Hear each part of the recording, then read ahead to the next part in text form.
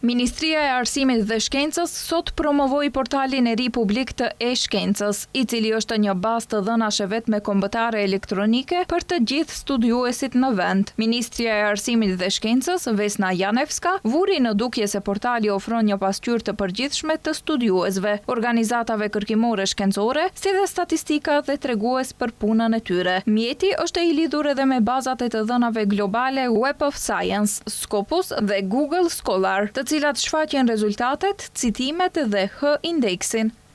I inkurajoj të gjithë studiuesit nga universitetet shtetërore dhe private dhe institucionet e arsimit të lartë nga institucionet shkencore publike dhe private, institutet shkencore dhe nga Asham, si dhe studiuesit e pavarur që punojnë në Maqedoni, por edhe studiuesit me origjinë maqedonase që punojnë në universitetet të huaja, të plotësojnë një aplikim dhe të hyjnë në regjistrin elektronik të e-shkencës. Është një mjet transparent dhe gjithëpërfshirës për të zbuluar punën e tyre në skenën shkencore, vendase dhe ndërkombëtare. Deri më tani, ajo bëri të ditur se në portal janë regjistruar 229 studiues, për të cilët shfaqen të dhëna mbi arsimin formal, punësimin, titullin shkencor, institucionin, fushën shkencore, si dhe rezultatet nga bazat e të dhënave shkencore globale. Platforma gjithashtu mundëson lidhjen e drejtpërdrejtë të shkencës me sektorin e biznesit dhe institucionet publike. Janevska theksoi se fondet e alokuara për aktivitete kërkimore shkencore janë duke u rritur vazhdimisht, nga 380 milion denar në vitin 2024, mbi 680 milion në vitin 2025, në 773 milion denar në buxhetin e këtij viti. Po zbatohen edhe projekte me interes kombëtar me vlerë mbi 370 milion denar dhe po ashtu thekson se është siguruar qasje falas në bazat e të dhënave Web of Science dhe Scopus për stafin.